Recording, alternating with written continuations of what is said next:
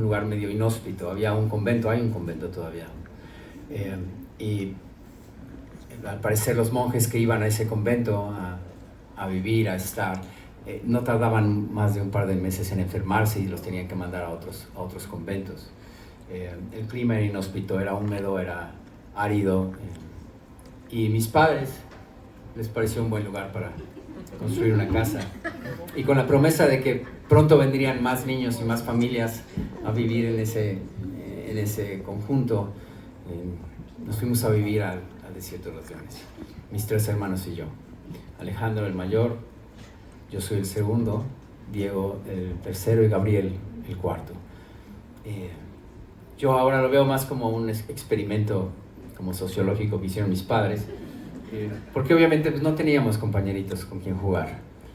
Nos pusieron antena parabólica, lo cual ese era nuestro único contacto con el mundo exterior, y el resto del tiempo era simplemente vivir en este mundo que íbamos inventando poco a poco.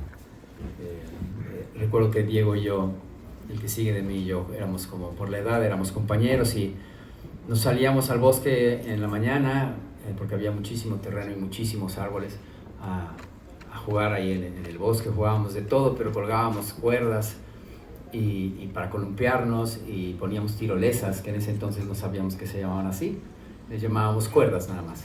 Íbamos a las cuerdas a jugar.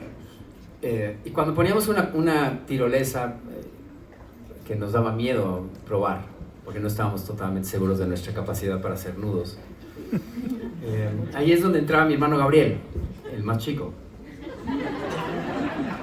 porque él quería participar. Y recuerdo que una vez pusimos una tirolesa bastante empinada y no alcanzaba la cuerda que teníamos de un árbol a otro, entonces amarramos, hicimos una extensión de cuerda y no teníamos una garrucha o un sistema profesional, teníamos un tubo nada más de metal, y entonces pasábamos la cuerda por el tubo y con el tubito ibas a deslizar. Y no consideramos que ese tubo no iba a pasar por el nudo, que estaba como a 2 metros más o menos del árbol. Entonces ni Diego ni yo nos atrevíamos a echarnos, entonces le tocó a Gabriel y lo subí, y me acuerdo que lo subí en mis piernas porque estaba como a 2 o 3 metros la rama de donde, digamos, podía salir la pista de despegue, y lo puse en mis piernas y le dije: agárrate duro y cuando llegues al árbol estira tus piernas para detenerte. Por supuesto no habíamos hecho ningún cálculo matemático para calcular el momento y la velocidad y la fuerza con la que iba a llegar mi hermano de 7 años. Y entonces 1, 2, 3 y dejamos a Gabriel, primer mexicano en volar por los bosques del Desierto de los Leones. Y Gabriel de inmediato pues, se le estiraron sus bracitos. Y entonces ella iba con sus piernitas colgadas y entonces iba pegando en la hierba, y entonces se volteó de espaldas, entonces ya no podía ver el árbol.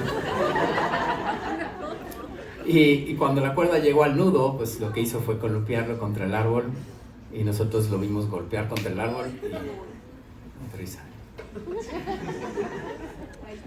Estuvo muy divertido. Pero recuerdo que todos nuestros juegos y todas las actividades que hacíamos tenían que ver con historias. Teníamos una gran capacidad, y creo que yo también, de inventar estas historias y de crear un mundo paralelo en donde sí era el más fuerte, donde sí tenía amigos, donde eventualmente sí era como el campeón de algo. Pero prácticamente todas nuestras historias, después de salvar al mundo, después de meter el gol del mundial, el verdadero premio era que había una chica a la que habíamos conquistado o salvado de algún dragón.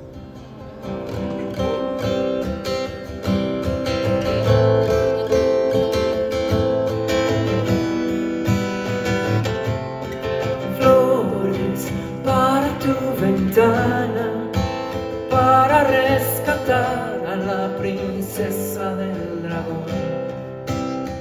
Estática, de nuevo en calma, sintiéndote rescatar.